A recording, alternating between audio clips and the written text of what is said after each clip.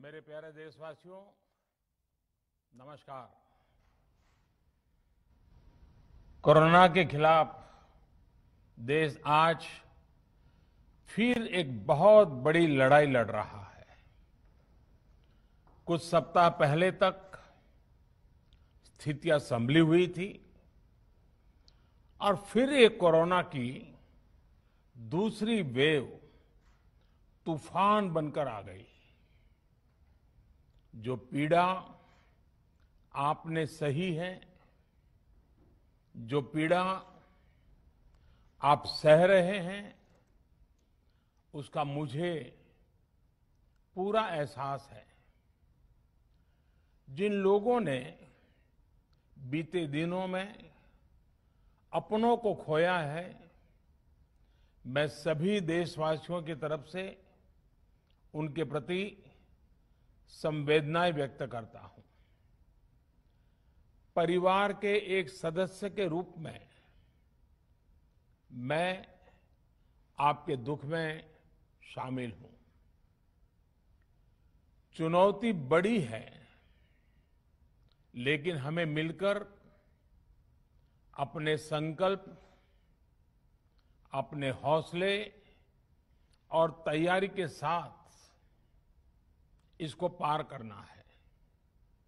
साथियों, अपनी बात को विस्तार देने से पहले मैं देश के सभी डॉक्टरों, मेडिकल स्टाफ, पैरामेडिकल स्टाफ, हमारे सभी सफाई कर्मचारी भाई बहन, हमारे एम्बुलेंस के ड्राइवर्स, हमारे सुरक्षा बल, पुलिसकर्मी, सभी की सराहना करूंगा।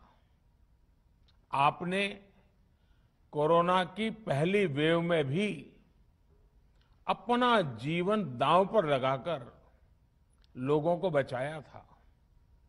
आज आप फिर इस संकट में अपने परिवार, अपने सुख, अपनी चिंता छोड़कर दूसरों का जीवन बचाने में दिन रात जुटे हुए हैं।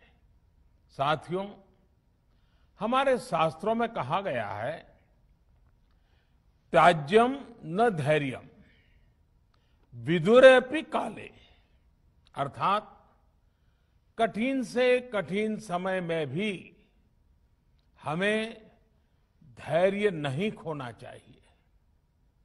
किसी भी परिस्थिति से निपटने के लिए हम सही निर्णय लें, सही दिशा में प्रयास करें, तभी हम विजय हासिल कर सकते हैं।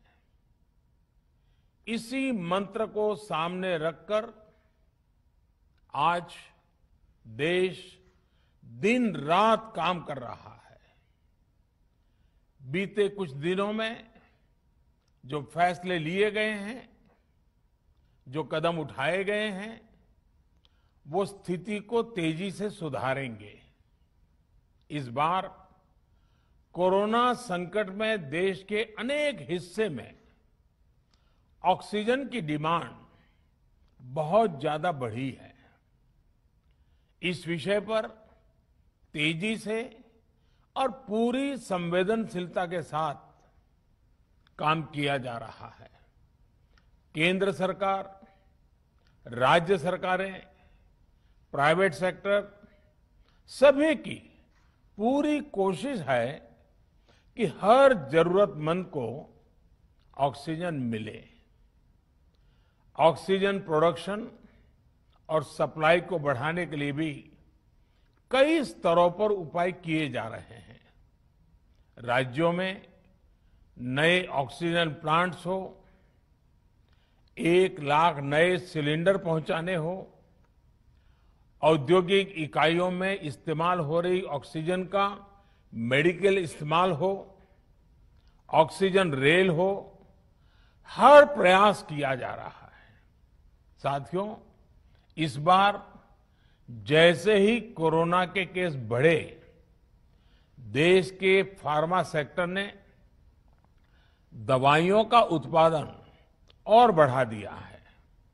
आज जनवरी फरवरी की तुलना में देश में कई गुना ज्यादा दवाइयों का प्रोडक्शन हो रहा है। इसे अभी और तेज किया जा रहा है। कल भी मेरी देश की फार्मा इंडस्ट्री के बड़े जो प्रमुख लोग हैं, उसके जो एक्सपर्ट लोग हैं, उनसे बहुत लंबी चर्चा हुई है। प्रोडक्शन बढ़ाने के लिए हर तरीके से दवाई कंपनियां की मदद ली जा रही है। हम सौभाग्यशाली हैं कि हमारे देश के पास इतना बड़ा मजबूत फार्मा सेक्टर है जो बहुत अच्छी और तेजी से दवाइयां बनाता है। इसके साथ ही अस्पतालों में बेड की संख्या को बढ़ाने का भी काम तेजी से चल रहा है। कुछ शहरों में ज्यादा डिमांड को देखते हुए विशेष और विशाल कोविड हॉस्पिटल बनाए जा रहे हैं। साथियों, पिछले वर्ष जब देश ने कोरोना के कुछ ही मरीज सामने आए थे, उसी समय भारत में कोरोना वायरस के खिलाफ प्रभावी वैक्सीन के लिए काम शुरू कर दिया था। हमारे वैज्ञानिकों ने दिन रात एक करके बहुत कम समय में देशवासियों के लिए वैक्सीन विकसित की है। आज दुनिया की सबसे सस्ती वैक्सीन भारत में है। भारत की कोल्ड चेन व्यवस्था के अनुकूल वैक्सीन हमारे पास है। इस प्रयास में हमारे प्राइवेट सेक्टर ने इनोवेशन और एंटरप्राइज की भावना का बेहतरीन प्रदर्शन किया है। वैक्सीन्स की अप्रूवल्स और रेगुलेटरी प्रोसेसेस को फास्ट ट्रैक पर रखने के साथ ही सभी साइंटिफिक और रेगुलेटरी मदद को बढ़ाया गया है।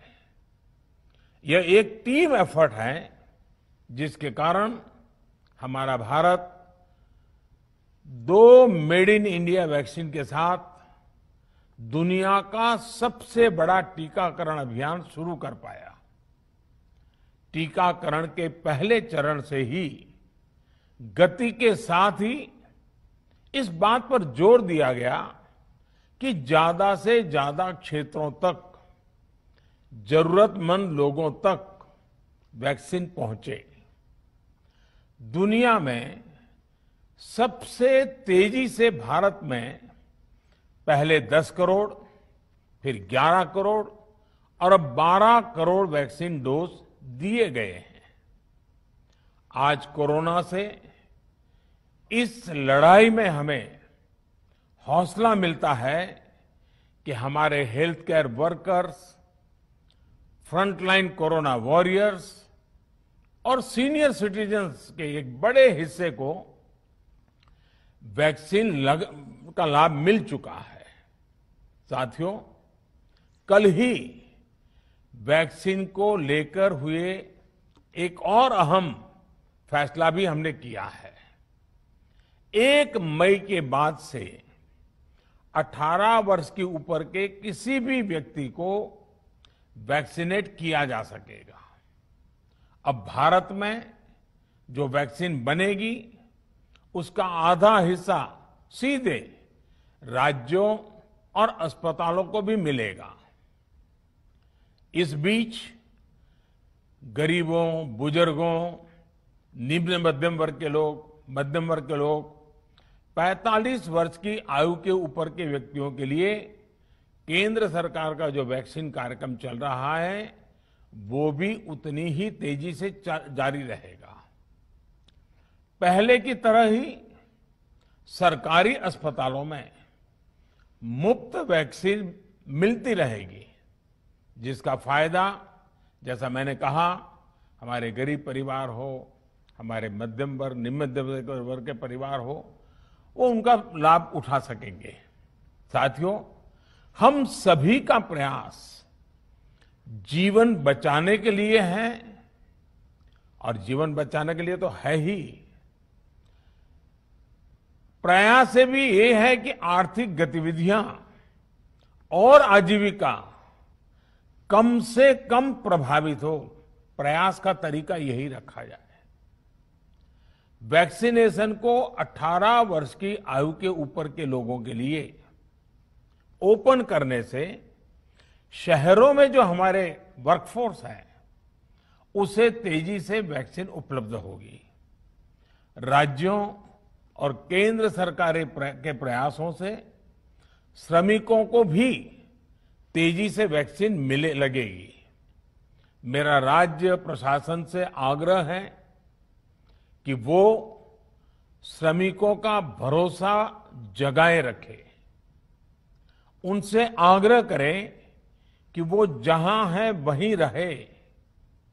राज्यों द्वारा दिया गया ये भरोसा उनकी बहुत मदद करेगा कि वो जिस शहर में हैं वहीं पर अगले कुछ दिनों में वैक्सीन भी लगेगी और उनका काम भी बंद नहीं होगा। साथियों, पिछली बार जो परिस्थितियां थी वो अभी से काफी भिन्न थी। तब हमारे पास इस वैश्विक महामारी से लड़ने के लिए कोरोना स्पेसिफिक मेडिकल इंफ्रास्ट्रक्चर नहीं था। आप याद करिए देश की क्या स्थिति थी। कोरोना टेस्टिंग के लिए पर्याप्त लैब नहीं, पीपीई का कोई प्रोडक्शन नहीं, हमारे पास इस बीमारी के ट्रीटमेंट के लिए कोई खास जानकारी भी नहीं। लेकिन बहुत ही कम समय में हमने इन चीजों में सुधार किया। आज हमारे डॉक्टरों ने कोरोना के इलाज की बहुत ही अच्छी एक्सपर्टीज हासिल कर ली है। वो ज्यादा से ज्यादा जीवन बचा रहे हैं। आज हमारे पास बड़ी मात्रा में पीपीई किट्स हैं, लैब्स का बड़ा नेटवर्क है और हम लोग टेस्टिंग की सुविधा को निरंतर बढ़ा रहे हैं। साथियों, देश ने कोरोना के खिलाफ अब तक बहुत मजबूती से और बहुत धैर्य से लड़ाई लड़ी है। इसका श्रेय आप सभी को, सभी देशवासियों को ही जाता है। अनुशासन और धैर्य के साथ कोरोना से लड़ते हुए आप देश को यहां तक लाए हैं। मुझे विश्वास है जन भागीदारी की ताकत से हम कोरोना के इस तूफान को भी परास्त कर पाएंगे।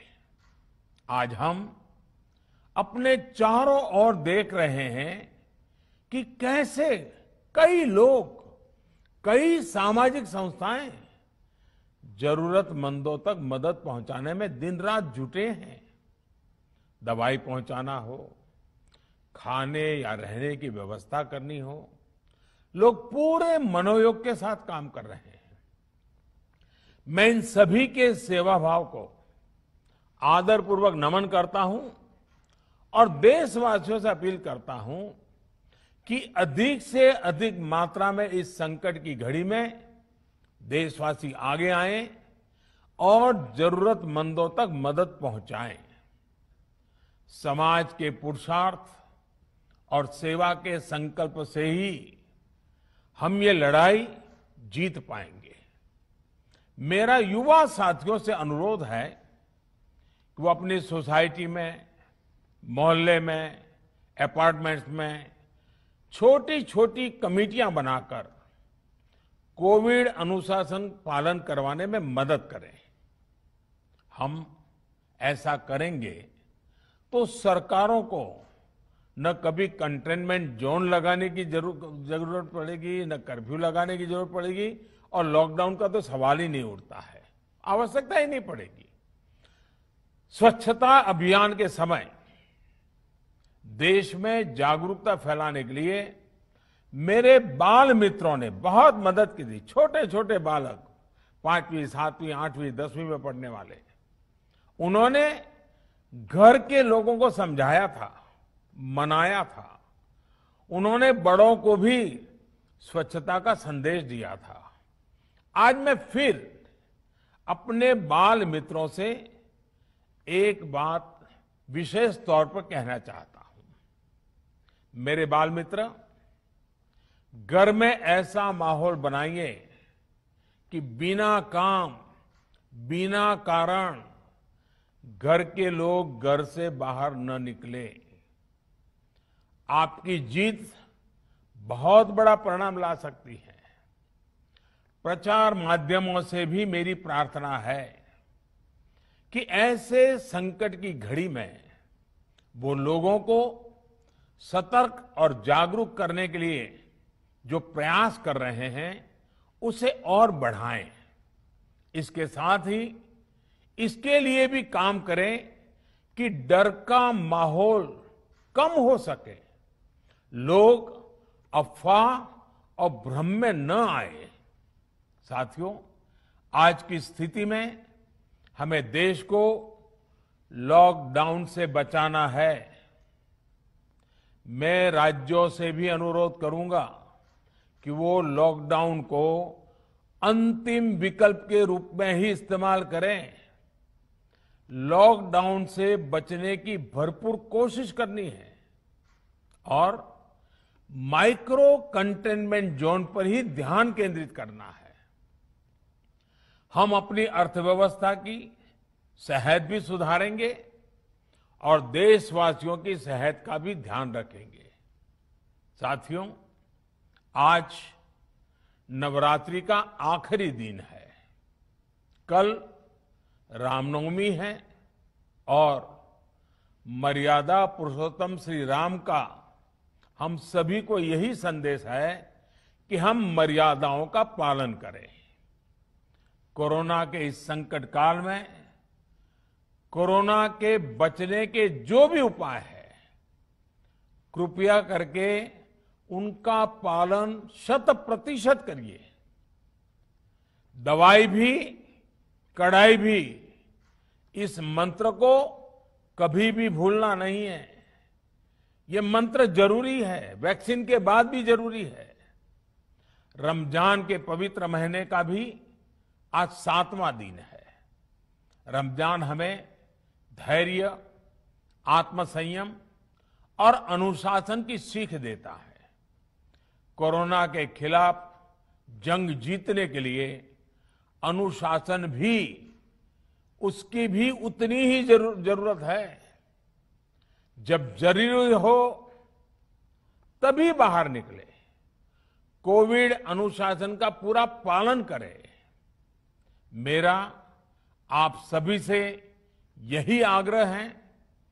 मैं आपको फिर ये भरोसा देता हूं, आपके इस साहस, धैर्य और अनुशासन के साथ जुड़कर आज जो परिस्थितियां हैं उन्हें बदलने में देश कोई कोर कसर नहीं छोड़ेगा।